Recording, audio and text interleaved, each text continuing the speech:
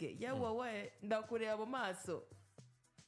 ni gutyo bizi for real njye barambye hari ukuntu abana barezwe nyine bari strict abana barezwe nyine bashyiraho igitsure wisanga uzi kubeshya tu random ntabyo waruzi turababeshya mwababyeyi mwe no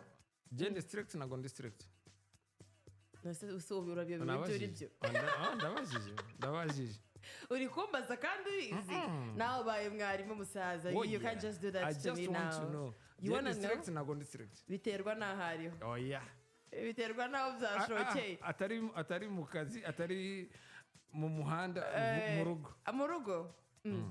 byihorere biterwa mani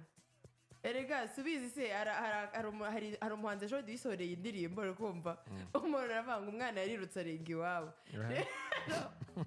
nta kuntu wiruka nyine ukarenga iwabo so you have to balance nyine niba umuntu ari strict ntabwo ubikoresha niba umuntu yoroshya ubuzima niba muvayibingana ntabwo ubikoresha kugira ngo nyine nawe ubitaking advantage ubikoresha neza ugashima imana kuko hari abantu bahora kuri kiboko ikibazo ntabwo wagisubije se ushaka ngenda shaka kumenya ushaka kubitirwa muri studio